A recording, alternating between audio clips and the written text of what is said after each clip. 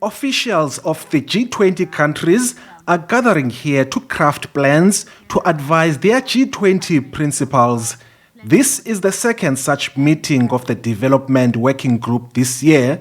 South Africa is the first country on the African continent to hold the presidency of the G20. US President Donald Trump indicated over the weekend that he did not think he would attend the G20 Summit in South Africa due to his perception of land confiscation and genocide against minority groups in South Africa. It is not only about USA and South Africa, but it is more about the multilateral institutions that are put in place to be able to deal with the greater good for the whole world.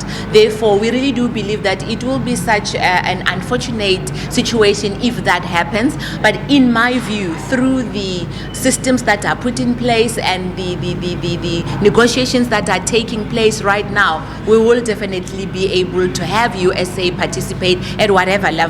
Ramokgopa also welcomed the appointment of Mcebisi Jonas as South Africa's special envoy to Washington to mend diplomatic and trade relations. I really do believe that the president have chosen someone with a balanced experience that would be able to convince the USA and to show them what South Africa is actually made all about. So I do know without a doubt that Mr. Jonas will definitely come then with what is needed for the cooperation of South Africa and the United States to actually grow or at least be where it has always been. Meanwhile, the Development Working Group wants to ensure that countries prioritize financing for development in order to meet the 2030 Sustainable Development Goals. The latest report by the United Nations on progress on the implementation of the United Nations Sustainable Development Goals knows with concern that only 17%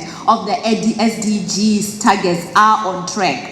And the annual financial shortfalls is estimated by the UN Conference on Trade and Development to be between $3.3 to 4.5 trillion US dollars.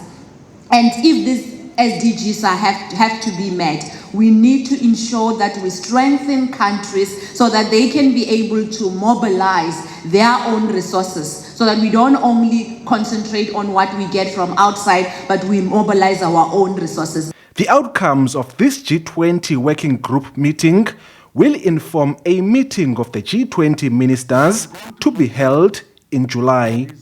Ulelani Philip, SABC News, in Somerset West, outside Cape Town.